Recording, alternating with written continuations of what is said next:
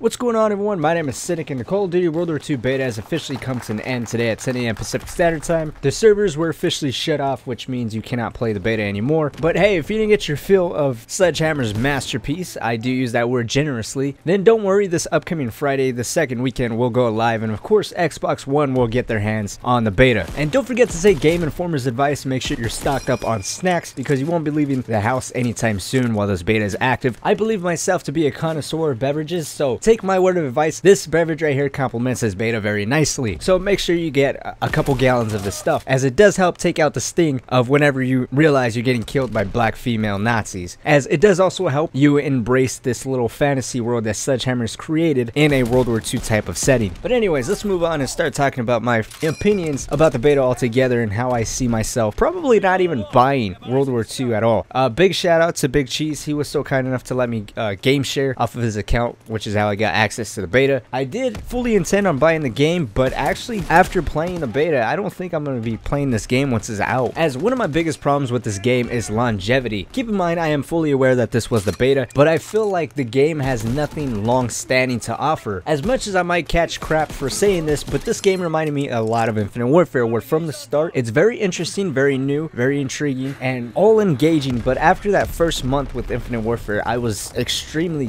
burned out. I didn't want to even look in multiplayer's direction, and I still to this day don't really even bother with multiplayer. I feel the same thing is going to happen with World War II. I personally feel like Sledgehammer really emphasized on the whole boots on the ground thing and the explosions and the surrealism of the environments, but not so much of the weapons and the gameplay itself. You know, my biggest fear about Sledgehammer Games making a new Call of Duty was them basically reusing weapon sounds, which it's starting to look like, just based off a lot of the base weapons, it kind of looks that way. A lot of the weapons, at least submachine gun wise, they sound very similar, very lazily similar, almost like they just took one gun, applied it to another, and then just sped up the sound or reduced the sound just a little bit, but for the most part they're exactly the same. You know, throughout my 2 days of being on this beta, there was never a point in time where I heard someone firing at me and I said, oh crap, this guy's got the SCG-44, or this guy has a PPSH grease gun type 100. Based off the sounds, I couldn't really tell. The only gun that has a very distinct sound is the M1 Grand, and you can kind of tell with the SCG-44 if you paid close attention, because there really wasn't an AR that sounded similar to it, and a lot of people decided to play with that gun. But besides that, there wasn't ever a point where it's like, oh man, I can tell what gun someone is using. They all kind of sound the same. And to me, that's kind of a turnoff. Like, why have all these gun options if they all kind of sound the same? Yes, the gun may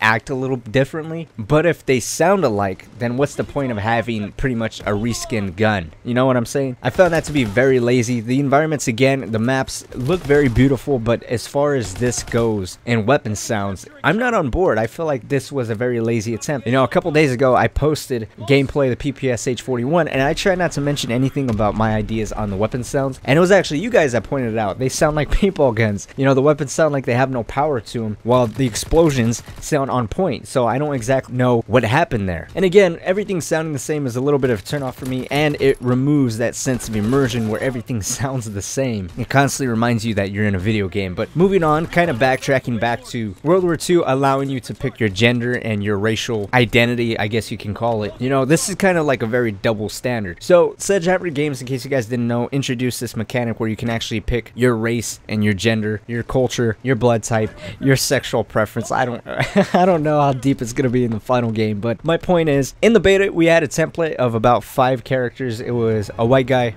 which ironically, I want to throw this out here, has blue eyes and blonde hair, which is characteristics of the Aryan superior race. I can easily say Sledgehammer's being racist in the sense, and they're also being pro-skinny, since I don't see any overweight body types. I also do want to mention that obviously we have male and we have female, and after that initial launch period is over, the circus is of course going to come into World War II. So I'm just going to throw this out here.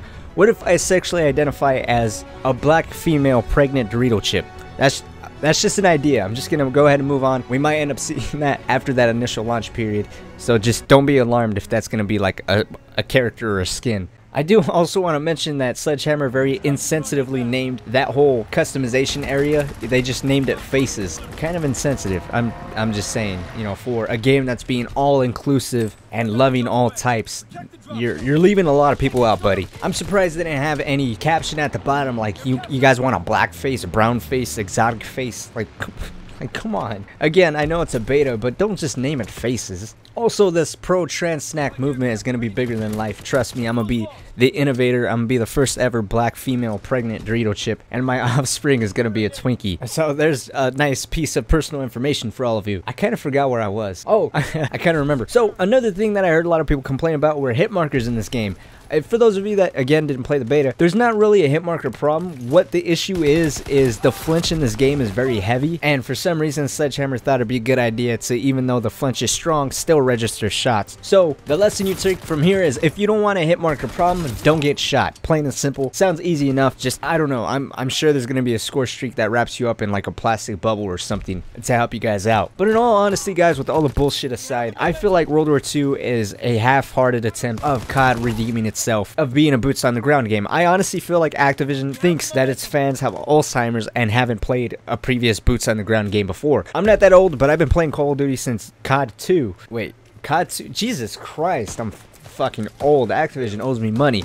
But all the previous boots on the ground game, honestly, I feel like were way better than what World War II has going for it. World War II just beats everything else in graphics, but as far as actual gameplay mechanics, I still think, to this day, World at War is 100% better. A lot more blood, way gorier, better weapon selection as far as I can tell. The sounds are different and distinct, you can tell what weapon everybody has, and the developers weren't pussies and were willing to put in swastikas to add in that little added effect of realism. Anyways, in short, guys, I wasn't all that thrilled with what World War II had to offer. Again, I am fully aware that it is a beta. I am hoping that the second weekend will give me a little more promise and, you know, give my hopes up a little bit more. But as of right now, World War II seems very bleak. I see World War II as another Infinite Warfare where the community is going to be split. A lot of longtime fans are just going to leave the franchise altogether. I feel like I'm going to be one of those people. Some people are going to come back and appraise Sledgehammer. You know, it's the same argument. You know, it's subjective. If you guys like the game, cool. I'm happy for you personally. I don't see that much going for it. I mean, yes, it's World War II. That's the only thing that I personally like about it. But anyways, let me know what you guys think down in the comment section below. Thank you guys so much for watching and staying active on the channel. I really do appreciate it. Let me know what you guys think of the beta if you guys got to play it. Are you guys on Xbox? Are you guys excited to play it this weekend? Let me know, but let's talk down in the comment section. And yes, let's also talk about being a black female Dorito pregnant black female Dorito chip. I definitely can't feel like I'm the only one out. But anyways, thank you guys so much for watching again, and until next time, guys, I'll see you all with a brand new video. Incoming enemy artillery. Get to cover. Enemy bomb incoming. Get to cover. Imagine being able to do this in real life. You can see the bomb and move out of the way. Unfortunately, that's not how it plays out. Yep.